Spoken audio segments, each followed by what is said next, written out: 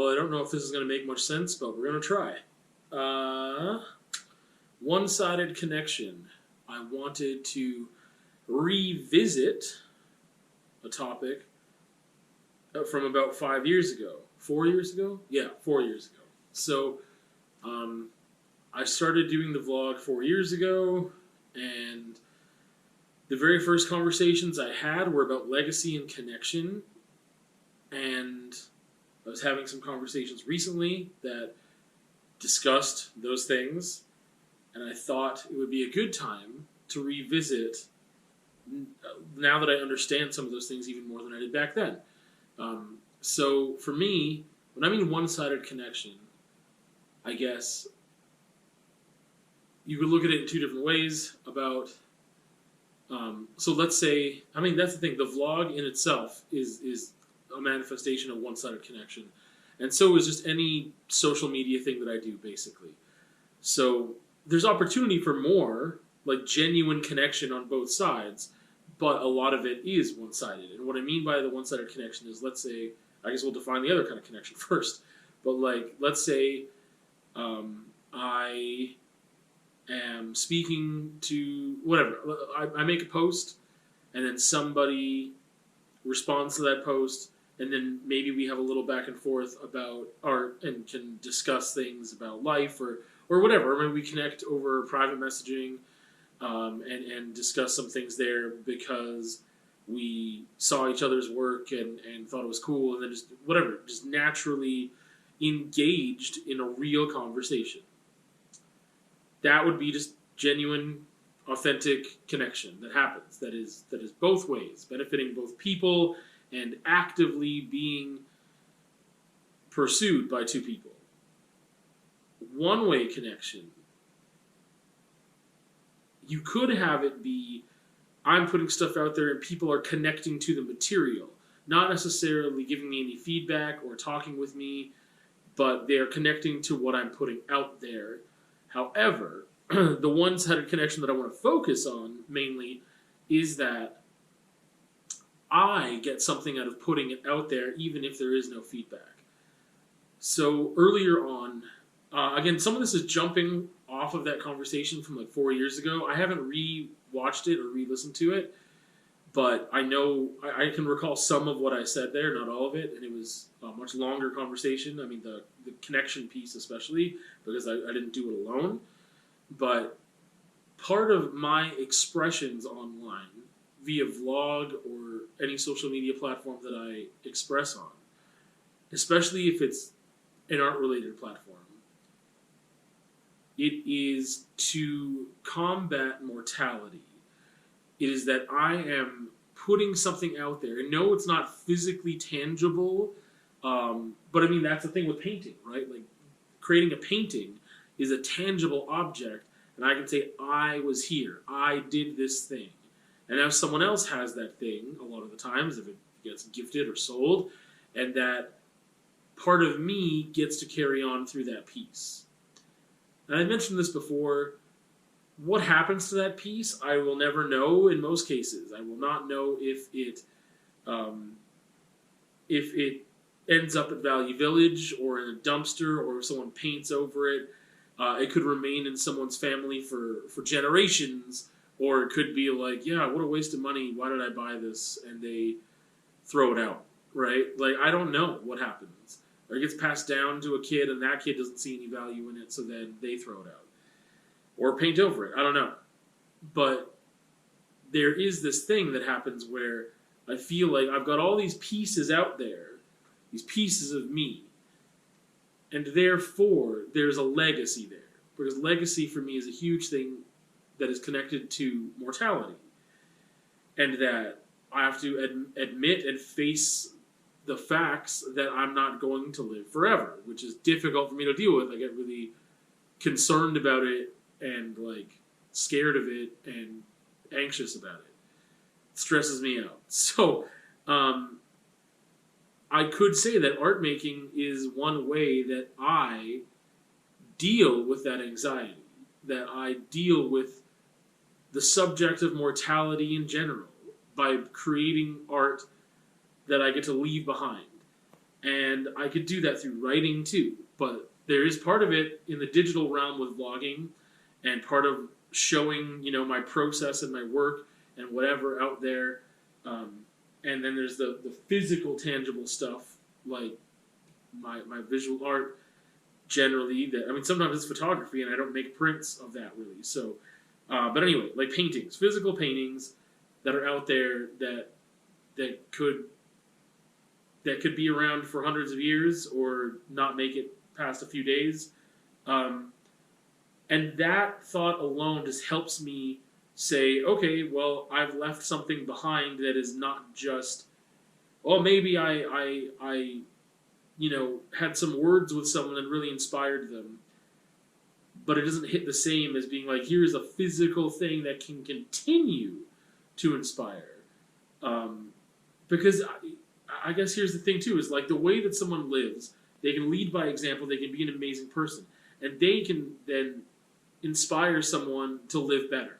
And that person can pass those teachings down, or that example down from the other person to someone else and influence them, and then they can choose to live better because of it.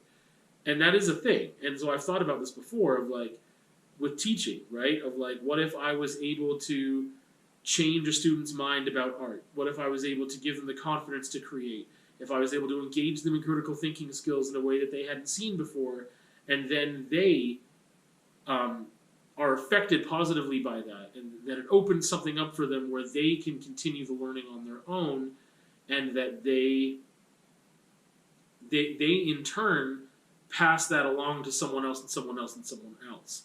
And there's this thing that happens with that where, like, that's beautiful, and I think it's amazing that there's that opportunity that I've had with students before. But it's not the same as it carrying my name. What I mean by that is that student might be very positively affected, and they know where that came from, possibly, that inspiration or that change or that shift.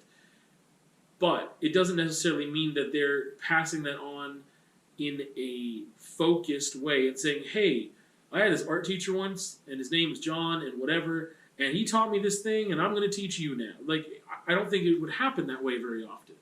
And if it did, then that would be like, oh, this thing about legacy for me, and what that means for me and my name, and that strive for eternal life.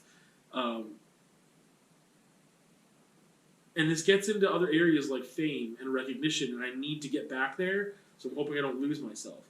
Because I want to get back to the one-sided connection thing too. So really what I want to do in life, what I find valuable, what I feel can validate me, which is another thing we need to talk about, validation, is that I want to influence positive change. I want to influence someone to challenge themselves, or I want to challenge them directly to think about why they do the things that they do, why they feel the way they feel.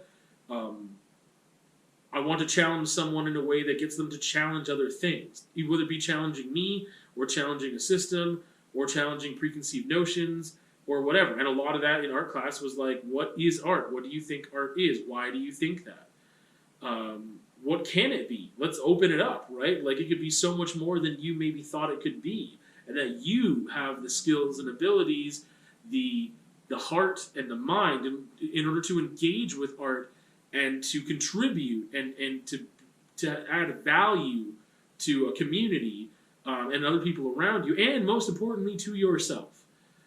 Anyway, those are the things that I really value, that I think that's the legacy I'd like to leave, is a person who is able to affect positive change in others, or to inspire them to thought, or inspire them to create positive change, to inspire critical thinking, things of that nature.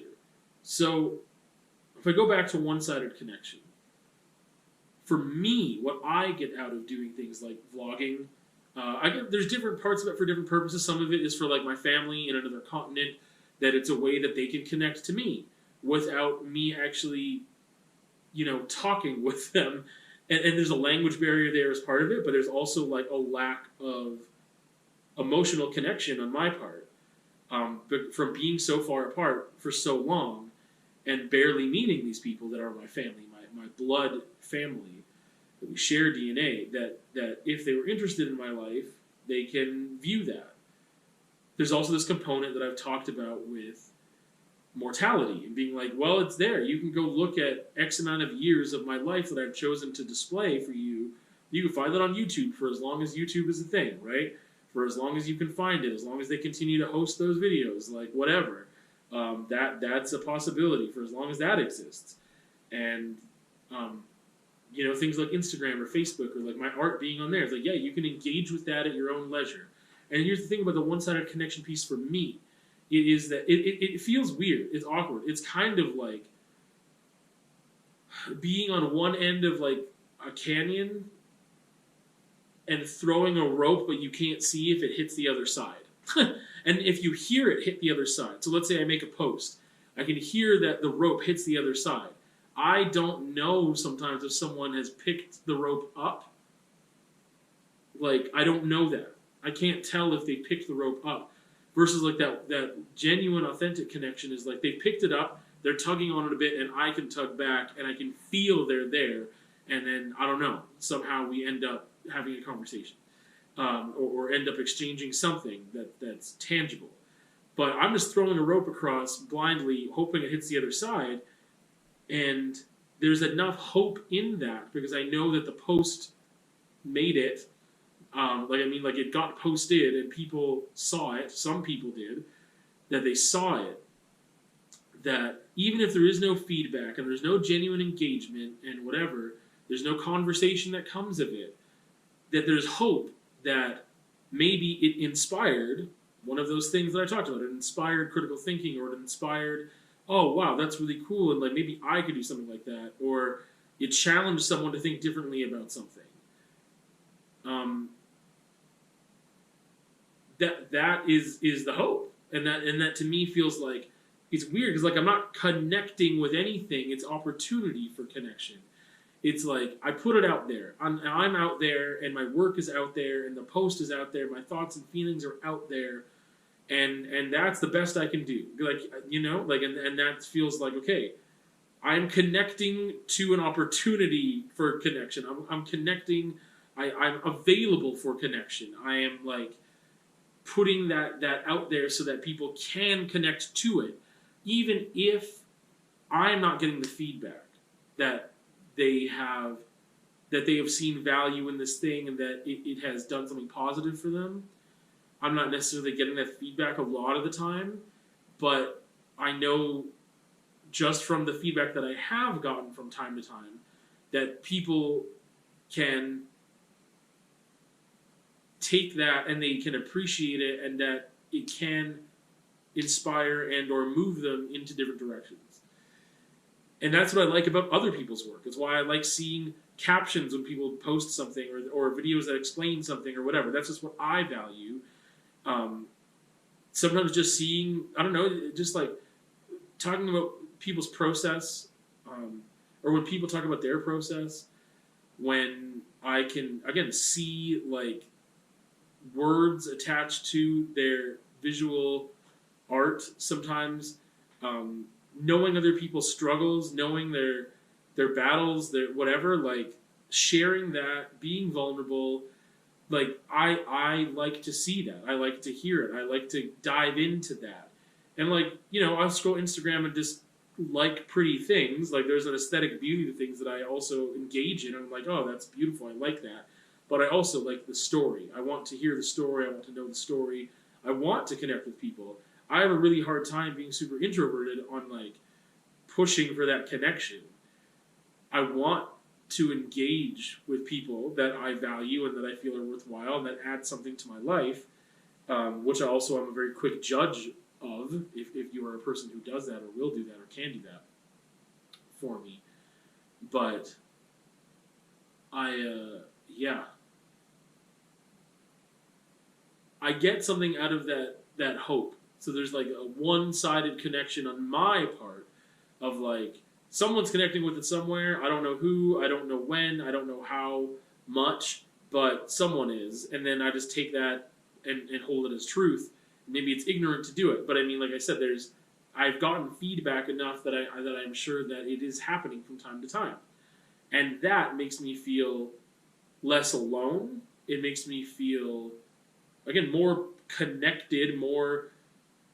And you could say, too, that it is false, that it's a false connection, that I'm getting this false sense of relationship.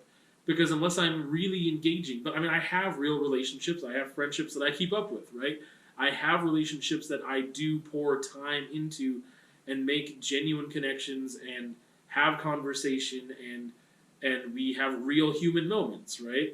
So this is not instead of those. It is in addition to, because of how insecure I am in my feelings about mortality, how anxious I am, how lonely sometimes I feel, that throwing those things out there for someone to connect to makes me feel better, even if I don't know in that present moment that someone is connecting to it.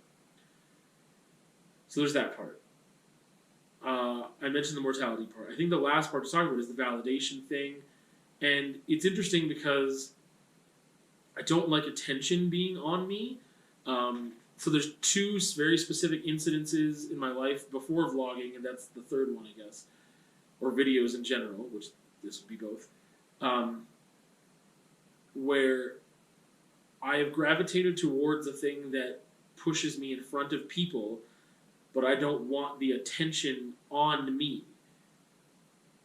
One would be being in a band as a vocalist, that for me, that my expression being writing and not being able to play an instrument and being really interested in vocals, like, it puts me right up there front and center. I mean, it didn't have to, but that was the system we were in, and that's the way that we pursued things in the bands I was in. It was trying to be a front man as a vocalist and being a lyricist and whatever, and doing other things in that role, playing other roles in that band. But I have immense stage fright. So, like, it was really difficult to get over that because that's not what I was doing it for. If there was a connection with the crowd, hell yeah, that felt really good. But for me, it was about the art that I needed to express. The other thing is teaching. Being in front of a classroom was really intimidating, and I don't like speaking in public and doing things like that. So, like, having conversations with students was great, and being able to, like, almost do like a lecture and open it up and get feedback and, like, let's have a real conversation. Sometimes that was really difficult to do when I was like crickets, but also having to manage a classroom, as in, like, behaviorally and whatever else. Like, I don't know, it's not for my attention. Like, I wanted, to form connections and to teach how, again, critical thinking skills, confidence in oneself, like a lot of different things.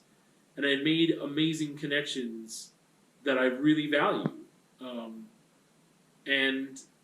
But that was a hurdle for me, was that attention being on me as I speak, because I don't relish in that. Like, if I'm speaking to someone, even if it's one-on-one and it's a person that I'm really used to and have a relationship with, yes, I want their attention, meaning, like, I want you to hear what I'm saying so I'm not wasting my breath, but it's not about look at me, look at me, look at me.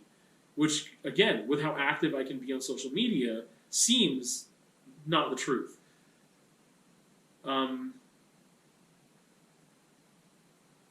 And the third thing, I guess, with vlogging, again, is, like, it's not about the attention being on me. It's not about some weird thing that would be akin to, like, fame. It's not attention on me. It is the fact that I am putting myself out there, and that someone can latch onto it or not, and then there's an option to interact or not, to carry on a conversation or not, whatever. But it's not, like, and getting feedback is great. I don't know how to explain it. It's not, I don't like attention being on me. I like to be involved if we are having a conversation that doesn't feel like there is attention on me. It's not about an audience who is not contributing back. I want, in that aspect, to collaborate. I want to again, have a conversation, to have push and pull, to challenge each other, to hear each other, and to have people contribute to this thing that is happening. Whether it be a vlog or a painting or just a conversation in a cafe. Because I feel like it's more valuable for me if I didn't get, if I got one like on a painting on Instagram, and that person also messages me, and we have a real conversation about the work and life and whatever else, than if I got a million likes on that post and nobody reached out to discuss how they felt about it or they wanted to know more about it. I value that one comment / message or whatever so much more than like, oh wow, my post got 300,000 likes and this video got 500,000 views, and that doesn't do anything for me. I want it to, at the same time, I want it to be seen by as many people as possible, whatever it is, so that there's more opportunity for connection. And that validation thing is not about validating my worth and my value as a person necessarily. It's about validating my existence. It's about validating, yes, you are here. Other people have witnessed your existence. You do appear to be alive on this earth and this planet, and it's not all just made up in your head. And there's this whole other thing that combats dissociative behavior, but really it's about validating existence, not validating worth, being like, oh, well, people really like my painting, that's so good. Like, that's nice. Getting good positive feedback is cool if it's authentic. That's nice and fine and dandy and all good and well, but that's not what it is for me. That validation is more about you're alive. I have this pin on my backpack that I don't know all of the details as to why the giver gave it, but I like it. More than like it, I appreciate it, I connect with it. And it just says, I am. I'm going to show it to you right now. Actually, it is one of many pins, but out of all the pins on my backpack, it is the oldest. And for me, that is just that mortality piece. I am. And that's all that it needs to be. And I've tried to, even with this, like I'm not going to show this to you because I have to disturb the tripod, but this thing of accept you will never figure life out, live it, which is on my, it's on a plastic sheet that's covering the window. And yeah, I just, I have trouble with knowing that this will end. I have not accepted that yet. I don't know if I ever will. I hope that I will one day, just so that I stop pushing so hard against it. I'm trying to work with it, not push against it. But I feel, again, this mortality is so scary to me. Yeah, that it's difficult. And I find all these avenues to try to validate my existence of like, yeah, you're alive, you're here, you're good, don't worry about it. This is not a dream, this is not whatever, like you're living, it's a real thing. And I think that is a lot of my social media presence too, as well as vlogging. And I think there's just this thing of loneliness, right? Like there's just this, and I don't know, it's interesting because I thought I was wrapping it up, but I guess not. Because I've talked about being an only child before and how there's this stigma against kids that didn't have siblings about like, oh, they're really selfish and they don't, and coincidentally, some of those things may ring true with me, but I don't think it's true for everyone. Of like, yeah, I like my stuff to be mine, and people are like, oh, you don't share very well and whatever, and it's like, well, yeah, this is my thing. You can get your own thing. I don't want to, I don't know, sometimes I'd rather buy someone a book than lend them a book of mine because I don't necessarily trust that it'll come back in the same condition I gave it or whatever. Anyway, but I found independence in that, in being an only child. And I wonder, I don't know if that's where some of the loneliness came in too, because I don't remember feeling that lonely then. But, yeah, there's this connection between being lonely and feeling alone, and that feeling just like doom and dread and not good, and being akin to having to accept mortality.